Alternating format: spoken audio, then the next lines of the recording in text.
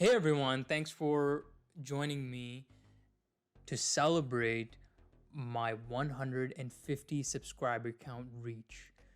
I really want to take this moment to thank all of you for subscribing, and even for those who haven't subscribed, just simply watching my content and keeping up with it makes me feel like I'm actually doing something productive with my time. So I really appreciate that.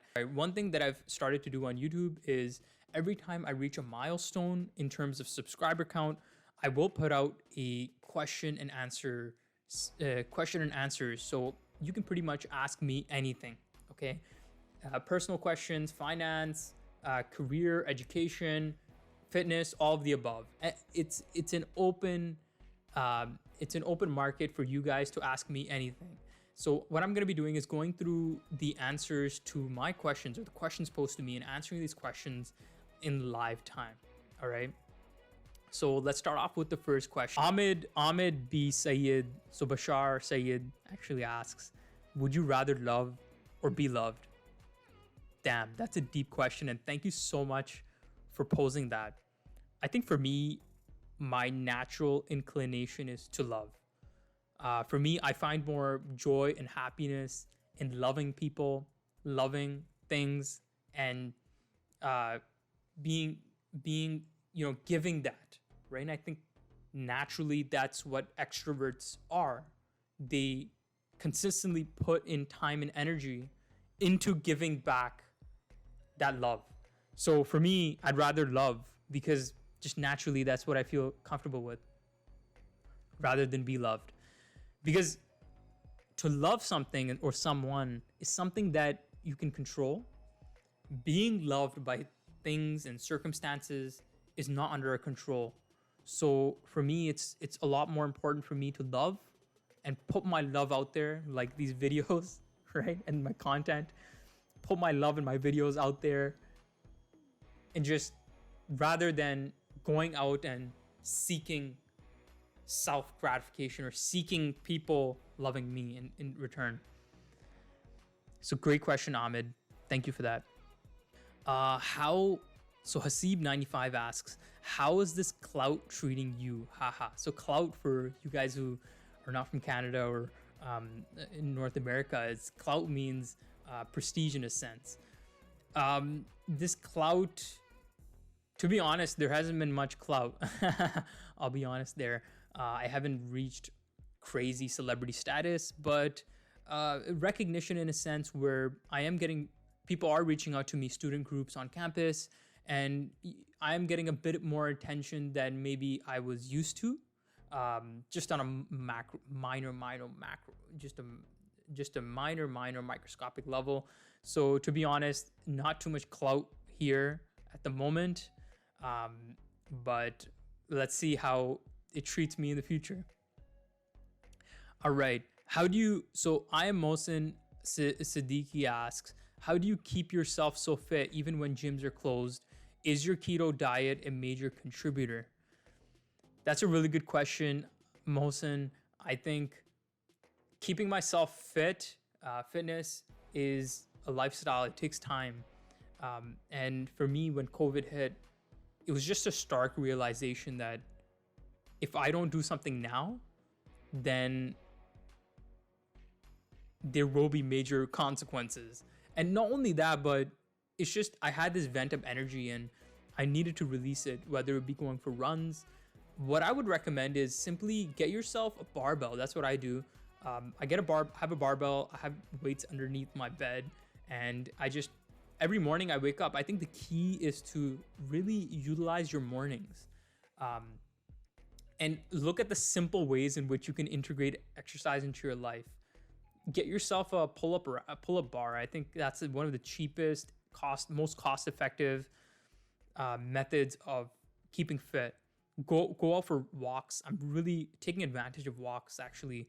I work near a mall and I go for walks every single day. My step count is 10,000. I broke my Fitbit not too long ago, so I just use this really cool app on my phone, which is almost like a pedometer. So that's what I would recommend, Mohsen. I think keep fit, keep active in a sense where utilize the small pieces of equipment that are lying around your home, or just simply buy those small pieces of equipment. Don't make large investments. I think large investments are kind of underrated. Work with what you have. Walks, but yes, diet is a major contributor. Luckily, I'm on the keto diet, so my fat levels are kept really, really low. So yeah, that's my secret to keeping thin. Go on keto. Good question. Why are you so picky in regards to girls? So Amar asks this. Amar93. So Amar is actually a friend of mine. That's a funny question. So I don't personally, I don't think I'm too picky in regards to girls. But for me, I think I really value relationships, and relationship means being a bit selective when it comes to picking your mate, who you're gonna have that long-term relationship with. So for me, I personally, I don't think I'm too picky in regards to women, but something that I value is making sure that there is that compatibility, and that's something that I value, compatibility, and something that I would pursue that's in the long run. So I'm willing to wait rather than keep my eyes on every girl. And I think it's just my natural inclination. I've never had an attraction to a huge amount of women in my life. I've just had a few crushes here and there, and attraction for me is a bit rare with women. Just it's a hit or miss. So just long answer short, I'm not picky in regards to girls. It might appear so, but what I value in life is long-term relationships and compatibility, and that's why I'm a bit cognizant of jumping into relationships right off the bat. Hamza Rizvi 97 asks, let's go for a shoot. And actually, we went on a shoot a few days ago, and it was really, really fun. I had a blast. Bakr 96, Bakr is one of my best friends, and he says, what's your next travel destination?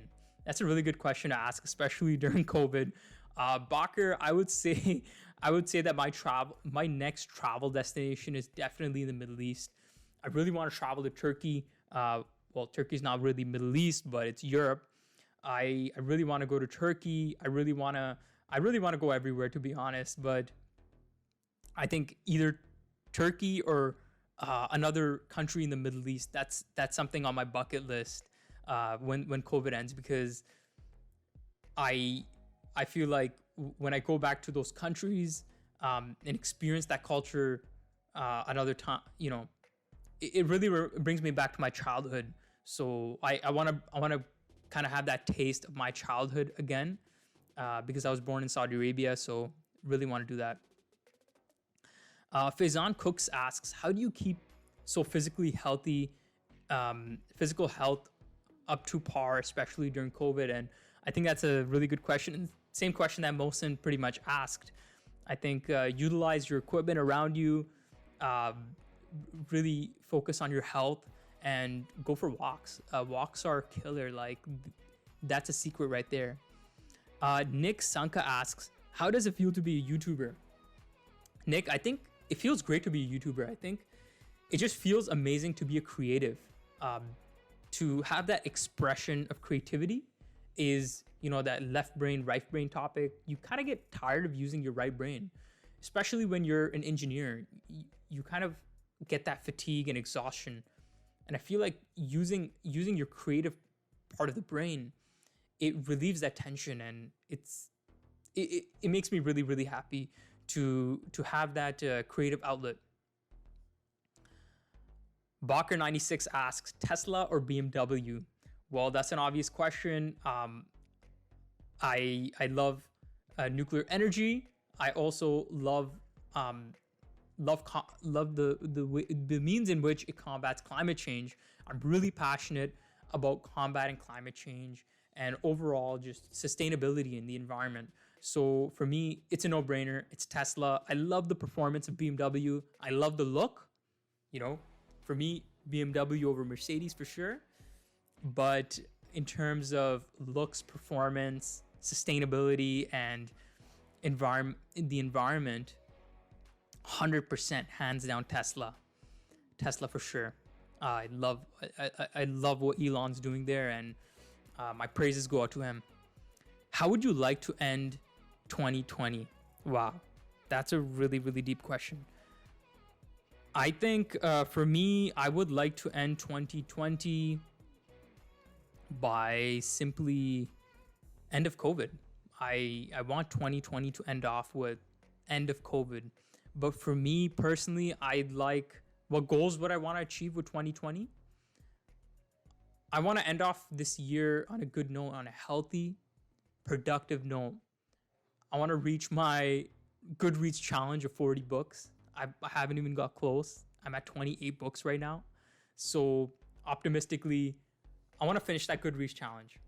Mariam Al-Khalaf asks, what was the hardest part about nuclear engineering? I'm in my third year of nuclear engineering. Damn, so reality check there. Nuclear engineering was by far the most difficult program that I have ever experienced. I swear to God. It was a lot of work. And I think the most difficult part, I have PTSD just thinking about it.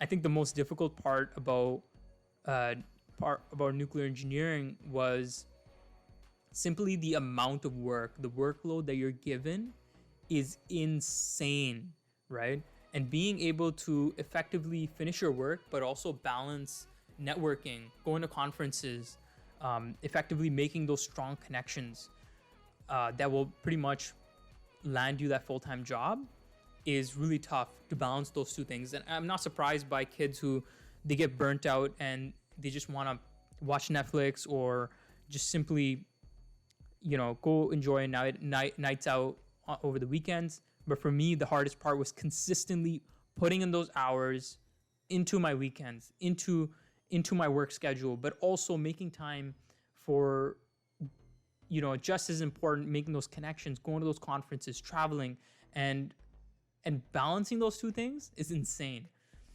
So balance is the hardest part, and third year is the most difficult. So best of luck, Mariam, with that.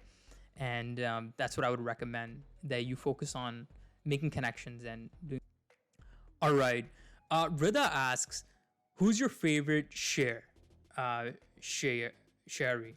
So either this in share, a share in Urdu, in the language Urdu, a language that my mother tongue, is share means lion, but it also means a poem, because words are really powerful, just like lions.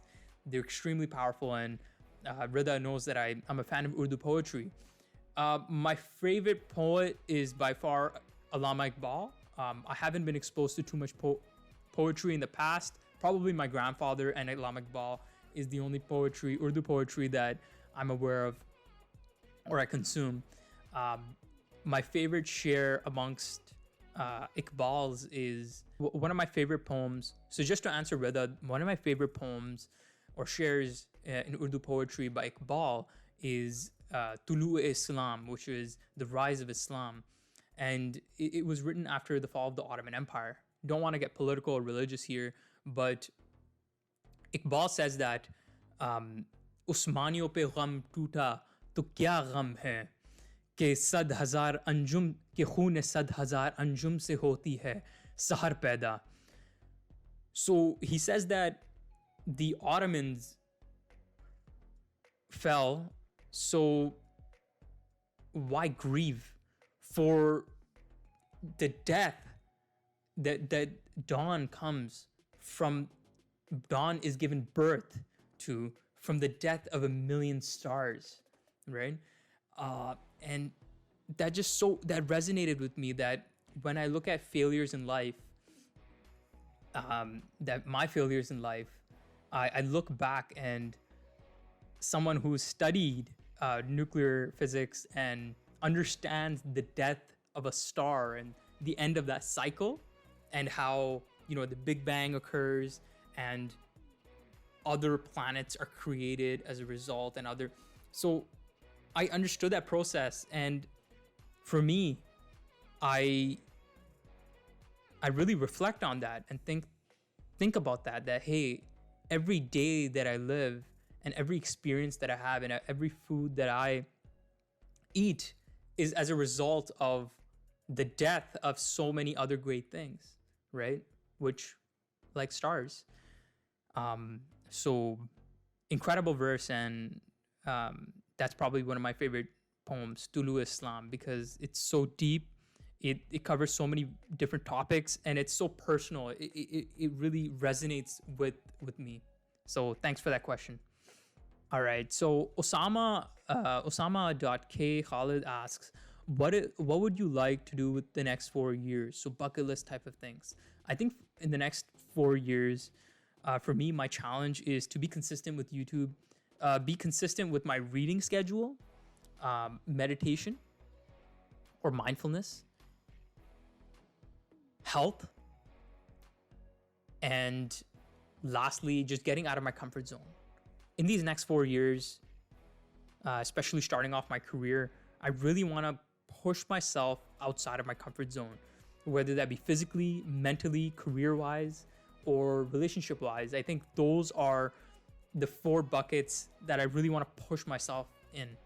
In terms of bucket list type of things like rock climbing or skydiving, to be honest, I want to run an ultra marathon, but that's a bit too far out of my reach. But hey, I just want to run a marathon. That's one thing that I've always dreamed about. And I've started getting a lot more into running nowadays. I think that would be my top thing within the next 4 years. Just run a 40-kilometer marathon. So, great question, guys. Thank you so much for putting those out there. I hope I answered them all to the best of my ability. And I look forward to putting content out there and really getting your input on this journey. So thank you so much, and take care. Bye.